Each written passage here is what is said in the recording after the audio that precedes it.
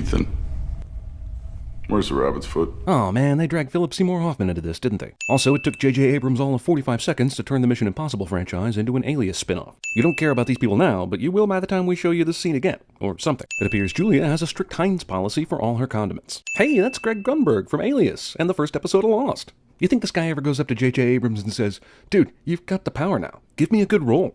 Let me play Ethan's short round or something." I study traffic patterns. You can literally track the ripple effect of that action across a 200-mile stretch of road. Well, I found it interesting. Just because you suck doesn't make it boring. Boobies! Damn, where am I? And who drew this dick on my face? I'm psyched that you're gonna be my brother, man. Discount Jesse Pinkman. This is Ready Travel Resort Services. This is clearly a freaking Alias episode. Good God, he's hiding his spy shit from his loved ones, pretending to be someone else. Sooner or later, you're going to introduce Rambaldi artifacts into this thing. Take some pictures of the party for me. I hope he keeps his receipt and bills the CIA for the price of this camera. Is it possible that the CIA downgraded their secret message delivery system? Yeah, let's forget MI2, but those were some slick-ass sunglasses. It appears they have a hostage. We believe it's Agent Ferris. Normally we would disavow. But have you seen Agent Ferris? She's Carrie Russell, and she's super hot. So the disavowing will be put on hold. Tom Cruise riding a motorcycle cliché. Dude clearly said, Wheels up at sunrise if you have a change of heart. But here's Ethan, arriving at a time where these shadows on the ground suggest the sun is already directly overhead. He's 5 or 6 hours late, but they still waited for him. In case you confused it with Berlin, Madagascar. Vascular ID? For real? Why would 14 bad guys and a hostage set up shop in a place like this without setting up cameras, or at least lookouts and At some point, we gotta go over this whole getting married thing. Because I'm a man, and men tease and scold other men for getting married, even if they're out in the field on a dangerous mission. You'd think J.J. Abrams would be above the I don't know what the hell is going on action scene, but he's not. Turn off your transmitter. I've got something really important to say that I will never be able to tell you because I'm going to die soon. But it probably has something to do with one of our agents being a bad guy. Probably Billy Crudup, that asshole. Wow, she was just in a drug-induced stupor, having been beaten up. He gave her an adrenaline shot, and I almost sinned how easily she was able to hobble along after that. But now this come on. Where the did all these dudes come from? Why didn't Luther supergun their asses with everyone else? How did this thing go from empty to full of dudes? And if not for that, she'd have been able to already tell him the important thing she wanted to tell him. What? Makes for a cool shot, I guess, but there is no way in hell they're all arriving back at the van at the exact same time. These late bad guys are super late. What the have they been doing this whole time? Were they just shot out of the primordial ooze just so they could get blown up? Oh, come on. You brought a portable CT scanner? Guys, the missiles are on! That's scary, but why'd it take so long? They've been following him for like 2 minutes. Okay, that was lucky. We only get one of those! Until it happens again on the second missile. Also, the bad guys aren't immediately firing another shot. They injected you with a time-release charge. Because an instantaneous charge isn't goddamn good enough. You'll need 30 seconds. Or in movie time, the equivalent of 2 Super Bowl halftime shows. Okay, I can see why the good guys went through the windmill, since they're evading an attack. But the bad guys? Did they have any reason to risk their lives other than challenging Darwin? It's unacceptable that chocolate makes you fat, but I've eaten my share, and guess what? You know what the Mission Impossible series needed? The hard-ass, totally unfair boss dude who thinks any kind of failure is avoidable.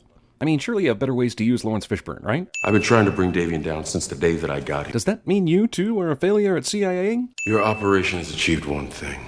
You have reminded Davian that he is winning. And that's what we hate the worst at the CIA, is bad guys' self-affirmations. Movie stops for a funeral because the mostly minor character was played by Carrie Russell. Unimportant training flashback. Sent you a piece of mail from Berlin. Instead of simply finding a way to call you about this extremely important information. Magnetic means encrypted. Yeah, I know that. But Luther, the audience doesn't. Yeah, well, I'm assuming it's like a code word for something he's about to sell to an unspecified buyer. Maybe it's just a really, really expensive bunny appendage. I mean, Simon Pegg is just taking over for the Marshall Flinkman character in Alias here. So we're watching a movie about a technology that could be the end of the world. So of course the protagonist's fiancé works at a hospital.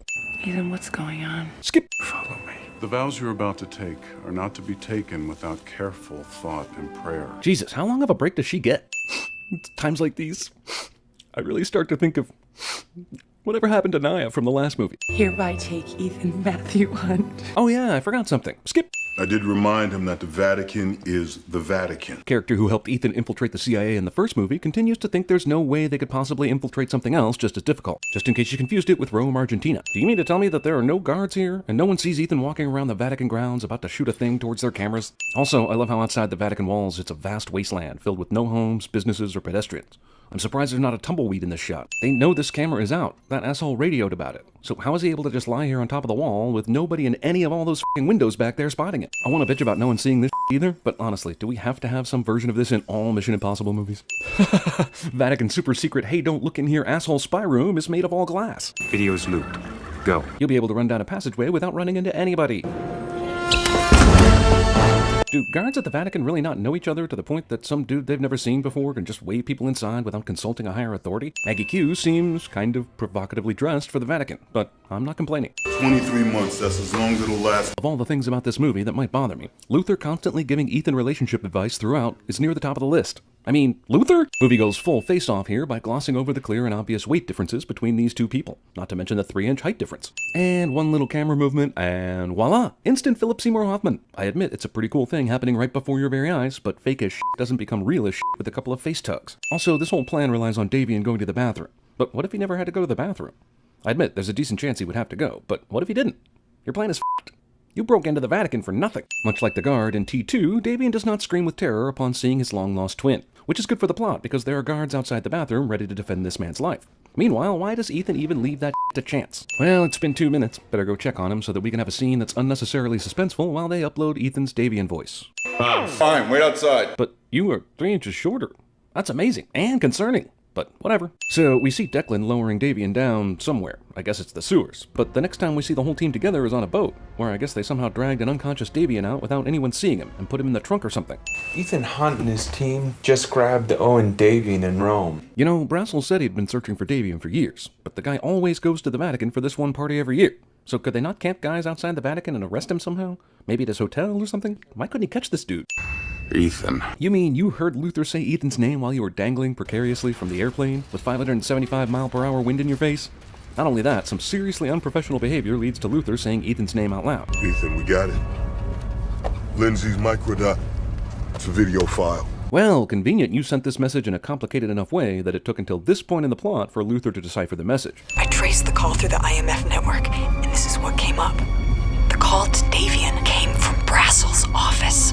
Which means it's that asshole Billy Crudup, and this is some more misdirection. Besides, who's stupid enough to make a call to Davian from their office when they told you to track that person? Your CIA skills were called into question unfairly earlier, but now... It's Brassel. I think he's working with Davian. Also, oh no, their CIA boss is evil? That's something I've never seen in a Mission Impossible movie. Since the first one. Also, this seems like a dangerous f***ing escape attempt. You're sure that your guys can aim those missiles in such a way that it won't hurt Davian? Cars! Crashes! A dozen guns in 5 seconds! Bad guys say, screw the missiles on this airplane, we'll let guys with guns on the helicopter decide this. Helicopter guys not only wait forever to shoot Ethan, but move the helicopter out of the perfect position to shoot him before trying to shoot him. And let's not forget the trained soldier's horrible aim. Get down! Stay down! Orders that should be unnecessary. This is a cool shot, and I love it, but the more I look at it, the less sense it makes. Shouldn't the explosion, no matter what direction the missile came from, be blowing Ethan more toward the camera than off to the side? Also, missile impact will only cause maybe a bruise to Tom Cruise. Explosions usually just throw Ethan into things. They don't hurt or kill him. I don't know, looks like a pretty clear shot to me. How wide do you think that is? Like a couple car lengths, from solid footing to solid footing, right? Like 20 plus feet. The long jump record in real life is 29 feet 4 inches. So what I'm saying is that this, even with him barely making it, is some bullshit. Ethan suddenly has no aim despite mowing down fools the whole movie. Slow motion, bad guy got away realization shot. Julia's in trouble, so there's instantly an awesome car Ethan can jump into after all the shit just went down on the bridge. And luckily, no traffic or wreckage to worry about. Julia's on break, so of course she's walking down the hall where Michael Myers or Jason or Freddy is probably hanging out. I was wondering if you knew where I might find this patient. Yep. Based on a simple phone call, this creepy guy somehow knew Julia would be in this abandoned part of the hospital, where I've been told you can still hear the screams of all the mental patients who died there in the 1930s. It's yours? You hung me outside of an airplane. God damn it, Philip Seymour Hoffman. Even posthumously, you're earning back sins for your greatness. 2 sins removed for this awesome performance. IMF guys congregate at the hospital to catch Ethan, because they knew he'd be here, of course. I guess they tracked his phone once he fled the bridge? Who knows? Later, Musgrave says he tracked the call Davian made to it, but they would have had to intercept the call and get to the hospital in world record time to do that. Also, real IMF people come with orders to take Ethan just as he finds out he has 48 hours to save his wife. Even if Davian or Billy Crudup somehow orchestrated this, the timing is more than convenient enough to deserve sinning. Dozens of trained agents somehow allow Ethan to run away. Not one of these 3 assholes even looks at super spy prisoner Ethan Hunt during this elevator ride. Hunt was flagged on sub-basement 9. Jesus, is he imitating Brassel right now? Who needs a fucking voice modulator when you can sound exactly like the person you need to sound like? Security channel's jammed. Hunt must be holding down the transmit button. Is that all it takes? Is the CIA seriously not using a better radio system than my 18-plex movie theater used in 1999? And there's definitely no way I can get to an intercom of some sort, or call anybody important, or have any other way of communicating to our agents, as long as our radio is jammed. Irony, just in case you confused it with Shanghai, Wisconsin. I hear next door John Cusack is going crazy with all that paranormal activity going on in the room, and Samuel L. Jackson is somewhere around because he's always around. Wow, in the Mission Impossible world, all you need to pick a lock is a couple spare electrical wires. And we have 2 hours. before they kill my wife. So you're expecting to be able to get the gear you need to do this insane plan, and then actually carry out the plan, and then call Davian about the rabbit's foot in 2 hours? Also, I was actually about to give the movie credit for at least 33 hours, since it took very little time for Ethan to break out of the CIA and get on a plane, which should take around 15 hours to fly to Shanghai. Even with that amount of time, I wasn't going to give them a chance to save Julia's life. But now we have 2 hours? You can't even set up the plan in that amount of time. You got 18 minutes. Oh, sure, just make it an even more ridiculous task. Might as well say, you've got 30 seconds. We'll simply bypass time by using this time machine I made out of Tupperware. Hey everybody, I'm giving out wings. When I was little, I had a cat. He used to run away all the time. This is what we get to see instead of whatever bullshit Ethan has to do to get the rabbit's foot. It's like J.J. Abrams knew that his plan was such nonsense, it was better not to film it. Just assume he succeeds and we'll talk about a lost cat. I'm giving out wings! Okay, so he didn't fall to the ground, but at the height he fell and the velocity with which he crashed into that window, isn't he still dead? Lamppost ex machina. Movie expects me to believe Ethan is going to drop the one thing keeping his wife alive. Apparently, traffic was not swayed by the giant truck that went over 4 lanes of traffic just a second ago, and now Ethan finds himself in the game Frogger.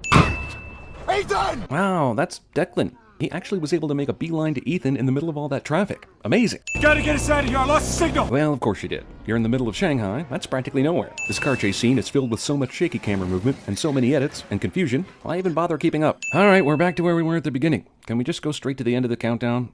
We can just go straight to the end of the countdown, right? Right? You know, I really love Michael Giacchino, but he does a lot of his lost score in this movie. Oh no, the other CIA boss is evil? That's something I've never seen in a Mission Impossible movie, since the first one. Also, you didn't really think the CIA bad guy was going to be Lawrence Fishburne, did you? You never trust Billy Crudup, especially when death is on the line. I'd had enough of Brazel and his sanctimony IMF executive director. He's an affirmative action poster boy. That's racist. This evil asshole spills his guts to Ethan for an entire minute before getting back to his plan. Why is Musgrave not putting this phone on speaker? Does his CIA training not tell him what a bad idea this is? God, if it wasn't for the motorcycle thing, there'd be a clear problem with the number of movies where Tom Cruise's character full-out sprints. And holy shit is he running! It's like they took the Tom Cruise running cliche and embraced it. Long shots like this make me wonder why we couldn't do that in earlier action scenes when it was way more than just running. But damn, this is a marathon, isn't it? How many takes did they do of this? I bet Cruise said, let's do at least 50. It's the Kubrick way, and I need the exercise. Superstar spy Ethan Hunt, everyone. Superstar henchman random somebody, everyone. First rule of finding your wife held hostage is remove the tape from her mouth. You have maybe 4 minutes left. Whatever the movie decides, it's enough time to keep you alive. I don't know, I haven't figured that out yet. But I know when I survive this, I'm going to make a faster acting capsule, first thing in the morning. For any reason, Ethan gets his ass kicked by Davian. Jesus, dude, if you have the energy and the wherewithal to do this, why were you letting Davian kick your ass so hard a minute ago? What kind of asshole speeds through a little alley like this? And how did he build up so much speed? And that vehicle's ground clearance was absolutely on point, at least from Ethan's point of view. Ethan's head is about to explode, but sure, let's do some nookie. How do you know so much about this? Julia, after being kidnapped and sent to Shanghai, and after you saw your husband running to save you, what the do you think? And did you never see True Lies or Alias? What? Throw the switch on and off!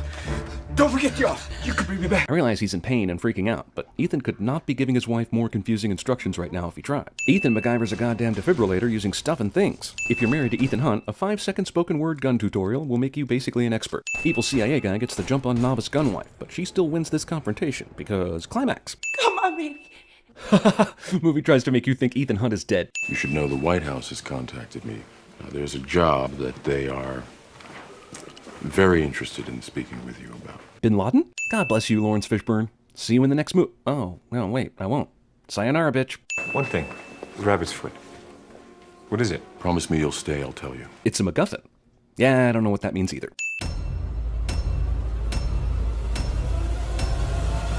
You hung me outside of an airplane.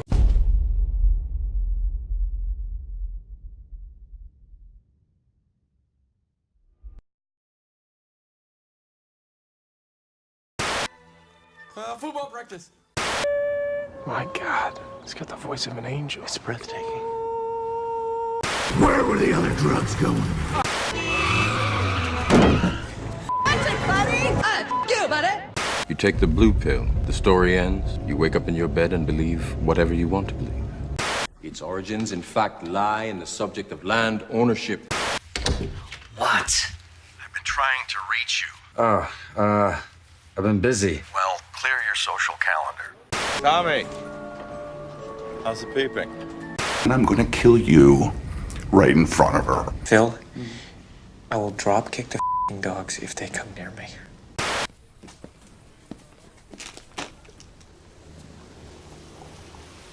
Please go the fuck away!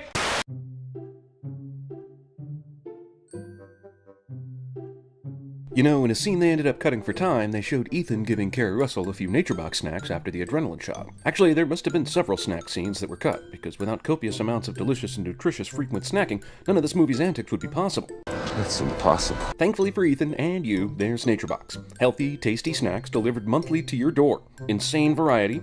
Decisions. Really tasty snacks. Everything's delicious. Brought directly to you. And the fine people at NatureBox are going to give you a free sampler box of their most popular snacks just for signing up. Go to naturebox.com/cinemasins and you'll be on your way. I was 35. I'd started my life. Look, I honestly don't know how many of our viewers are secret agents, but I'm guessing it's in the thousands. And those people clearly need NatureBox. The rest of you, well, you're not Ethan Hunt, but it's not like you don't enjoy having yummy stuff that's accessible on the go, right? naturebox.com/cinemasins. You won't regret it.